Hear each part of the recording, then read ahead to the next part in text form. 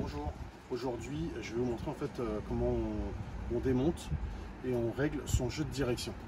Voilà. C'est simple, c'est pas compliqué, il faut juste faire attention en fait au niveau du démontage à bien regarder et à bien mettre les pièces de côté pour pas les perdre. Voilà. Alors pour commencer en fait déjà voilà, on va avoir besoin en fait donc d'une clé. Si vous avez une clé dynamométrique, ça sert tout simplement à pas trop serrer les vis pour pas que ça casse. Voilà, c'est juste, ça sert juste à ça.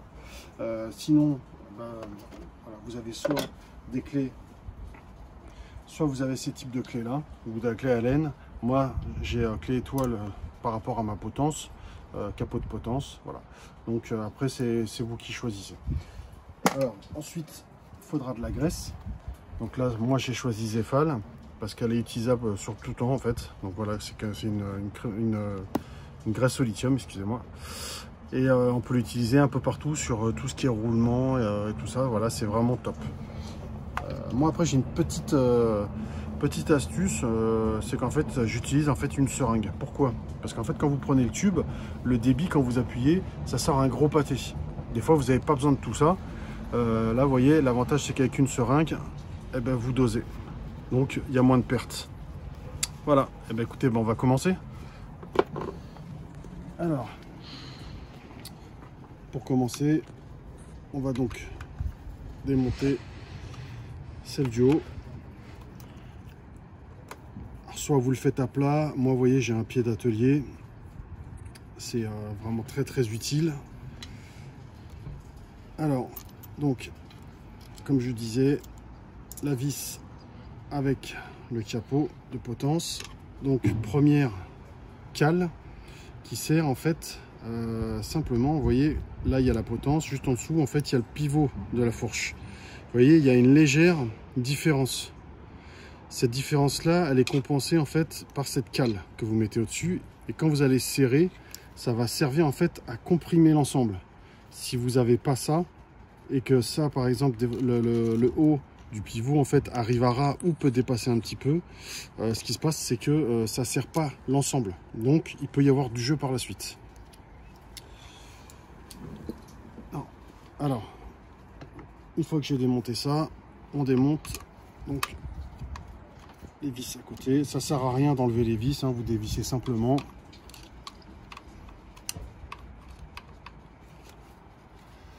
Voilà.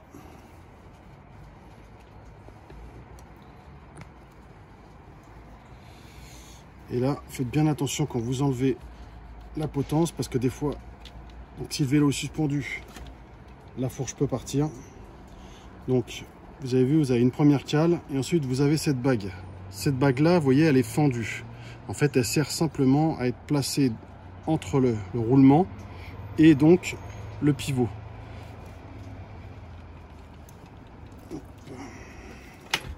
Voilà. Tac. Hop. Ensuite, vous prenez donc un chiffon, vous essuyez le surplus pour nettoyer, bien sûr. Voilà, on nettoie bien au niveau de la base. Hop. Et après, vous posez l'ensemble. Voilà. Ensuite, on va enlever donc cette bague là. Comme ça permet de tout nettoyer. Hop. Et donc là, vous avez accès donc au roulement.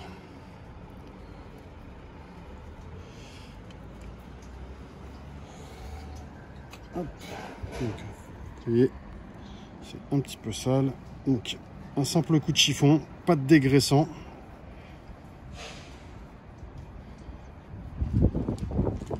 Voilà.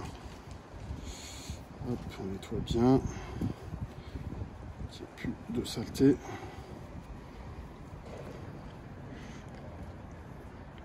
Alors, ce que vous faites, c'est que vous faites tourner votre roulement.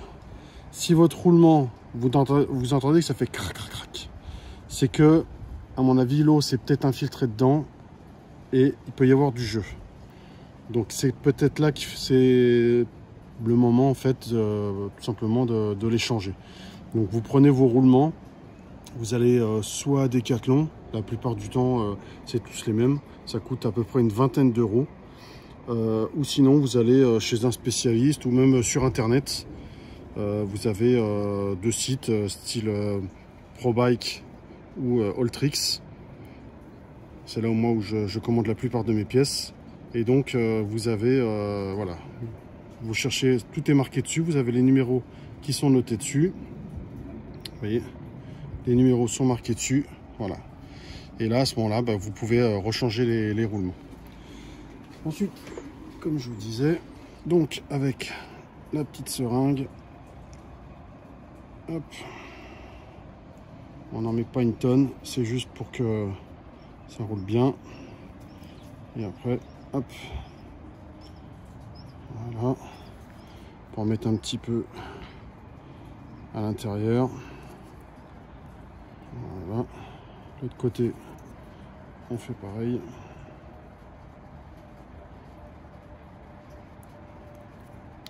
Hop.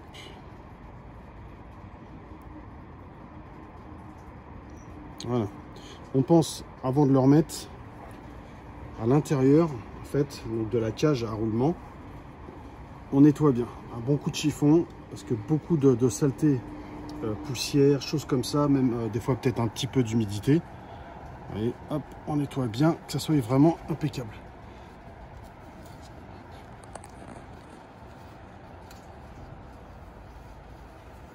Voilà. On peut même y rajouter un petit peu de graisse donc à l'intérieur pour en remettre un petit peu plus. Vaut mieux qu'il y en ait plus que pas assez. Voilà. Et ensuite, après, vous placez donc votre roulement. Alors pour placer le roulement, vous voyez, il y a une espèce de un petit méplat, voilà, que l'autre côté il n'y a pas. Donc côté méplat, c'est côté vers le haut. De toute façon, vous allez voir, ça va pas rentrer dans tous les sens. Voilà, une fois que ça c'est en place, c'est nickel. Le haut, c'est la même chose. Moi, c'est un boîtier spécial parce qu'en fait, c'est pas le même que sur les autres vélos. Il faut que je démonte tout l'ensemble. Sinon, après, c'est exactement le même type de roulement. Vous faites la même chose. Vous nettoyez l'intérieur, vous remettez de la graisse. Et donc, voilà. Donc ça, une fois que c'est fait, vous récupérez donc votre fourche. Voilà. Une fois que ça a été bien nettoyé, on pense à remettre de la graisse tout autour. Parce que comme ça va être un point de pivot, il faut qu'il y ait de la graisse pour que ça glisse impeccablement. Qu'il n'y ait pas de frottement entre métal et métal. Voilà, c'est surtout ça.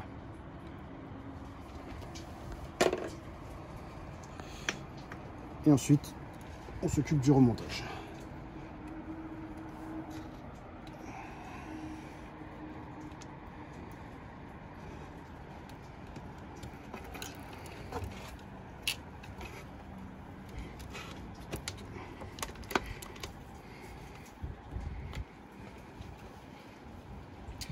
Alors, on commence.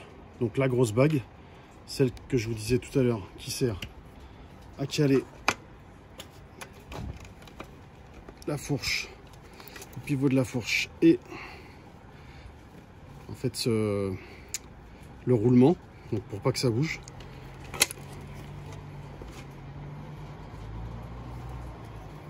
Ensuite, on remet la première cale, parce que moi j'avais une cale, comme dans l'ordre que je vous ai dit tout à l'heure.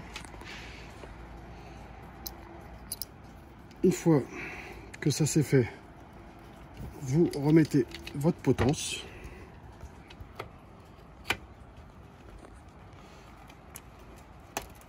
Voilà. On appuie bien. On remet donc la cale qui est située juste sous le capot.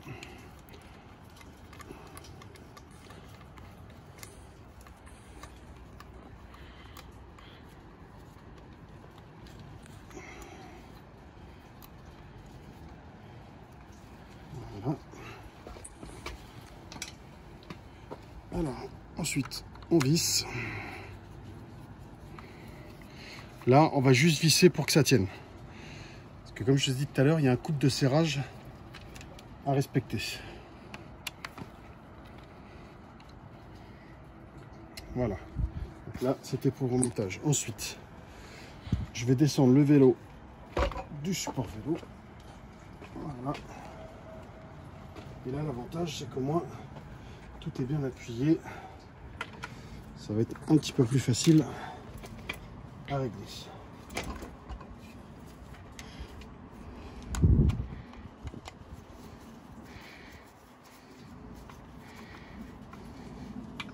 Donc, on serre. Hop. Ensuite, si on, avec la clé dynamométrique, on règle. Vous voyez, il y a les couples qui sont marqués dessus. C'est les mêmes en fait qui sont marqués sur la potence. Vous voyez, là il y a 6 Nm. Donc on règle simplement en tournant sa clé donc sur 6. Et ensuite on va resserrer jusqu'à temps qu'on entende le clac. Et voilà. Alors, c'est là qu'il faut regarder si on n'a pas de jeu au niveau de la fourche. Donc, ce que vous faites pour voir si c'est bien serré, vous placez votre main à ce niveau-ci, vous freinez du frein avant et vous faites des mouvements de va-et-vient. Si vous avez un petit jeu, c'est que c'est mal serré ou il y a quelque chose qui est mal placé. Donc vous redévissez un petit peu, vous renclenchez votre fourche, vous resserrez. Si c'est bon, il n'y a pas de souci. Pour ça, ce qu'il faut faire par la suite, c'est bien aligner en fait sa potence pour que les roues soient alignées en fait avec la potence. Vous vous placez bien au-dessus et vous alignez donc la potence avec, vous voyez, le haut du T de la fourche. Et si c'est bien aligné, eh ben c'est que c'est bon, vous avez juste à serrer et tout est nickel. Donc là, je vais finir de serrer la potence.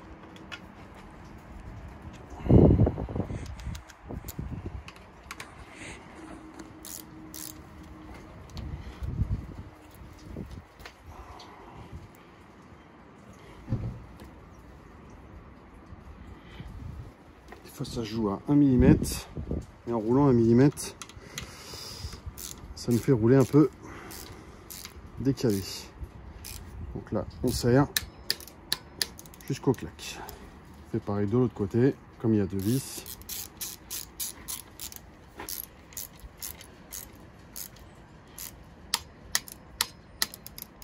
Et voilà. Donc là, tout a été graissé, tout a été nettoyé. Donc c'est impeccable. Par la suite, comme je vous disais, quand vous avez placé votre main là, ici, si là vous n'avez pas de jeu, mais que vous sentez que vous avez quand même un petit jeu au niveau de la fourche, c'est peut-être qu'en fait que vos bagues sont peut-être en fait fatiguées. Donc là, faut se retourner en fait, faut retourner voir en fait un spécialiste qui voit s'il y a besoin de changer les bagues ou pas. Certaines fourches d'entrée de gamme, même si elles sont neuves, elles font ce petit jeu là malheureusement parce que c'est pas c'est pas de la bonne marque, c'est pas du costaud. Bon, moi c'est de l'enduro bearing, donc c'est vraiment quelque chose de très costaud. J'ai payé un tout petit peu plus cher donc pour mes joints, mais au moins je suis sûr que voilà, je suis tranquille. Donc je vous remercie pour avoir suivi cette vidéo. Si ça vous a plu, vous n'hésitez pas, vous likez. Si vous n'êtes pas abonné, bah, abonnez-vous. Et je vous dis à la prochaine. Si vous avez besoin de conseils, de quoi que ce soit, n'hésitez pas, envoyez un petit message. Salut, bon courage.